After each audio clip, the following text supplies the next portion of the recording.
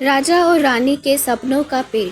बहुत समय पहले की बात है, जब धरती पर राजाओं का राज था और सपनों को हकीकत बनाने वाले चमत्कार जीवित थे। एक ऐसा ही चमत्कार वृक्ष था, सपनों का पेड़। ये कहानी है एक राजा, एक रानी की और उनके अधूरे सपनों की। रानी: प्रभु, क्या हमारी गोद हमेशा सूनी रहेगी?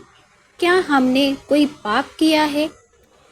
राजा: मेघलता, तुम हार मत मानो, जब समय आएगा भगवान हमारी भी सुनेंगे। उसी रात एक वृद्ध साधु महल आया। उसकी आंखों में गहराई थी और हाथ में एक चमकता हुआ बीज।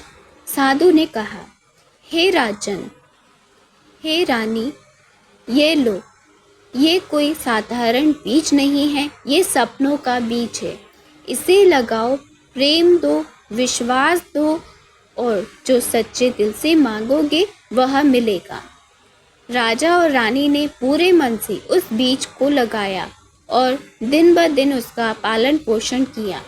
रानी खुश होकर पेड़ से कहा, हे सपनों के वृक्ष, मेरी गोद को भर दो, एक पुत्र दो जो हमारा प्यार और इस राज्य की आशा बने।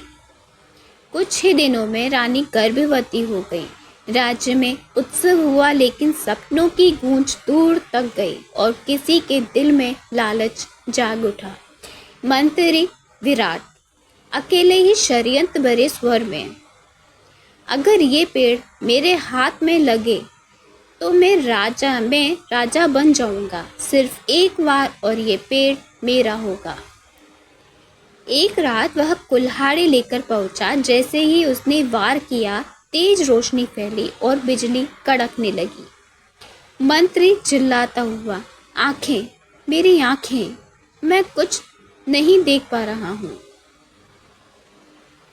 राजा ने क्रोधित हुए और दुखी होकर कहा, विराट, तुमने हमारे सपनों पर वार किया है, तुम्हारा अंत तो निश्चित ही था। रानी ने शांत स्वर में कहा कि राजन, पेड़ ने स्वयं अपनी रक्षा की है। ये पेड़ केवल चमत्कार नहीं, ये हमारा विश्वास है। रानी ने एक पुत्र को जन्म दिया। आरव, समय बीतता गया, लेकिन राज्य में सूखा पड़ गया। पेड़ से प्रार्थनाएं हुई पर वह चुप रहा।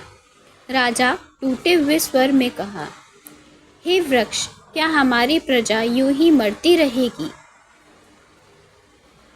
कहानी पसंद आए तो चैनल को लाइक और सब्सक्राइब करना ना भूलें।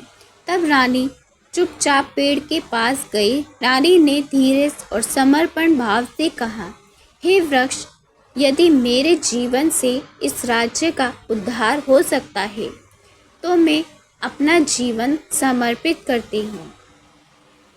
एक तेज प्रकाश फैला और रानी वहीं गिर गई। लेकिन उस दिन के बाद बारिश हुई, धरती हरी हो गई और राज्य को जीवन मिल गया।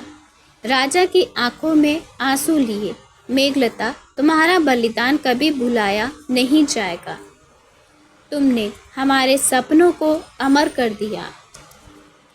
आरव बड़ा होकर और दृढ़ स्वर में कहा, मैं वचन देता हूँ, इस सपनों के पेड़ की रक्षा करूँगा और हर दुखी को आशा दूंगा। सपनों का पेड़ आज भी खड़ा है और हर साल सपनों की संध्या मनाई जाती है, क्योंकि सपने वही सच होते हैं जिनमें प्रेम और विश्वास और बलिदान होता है।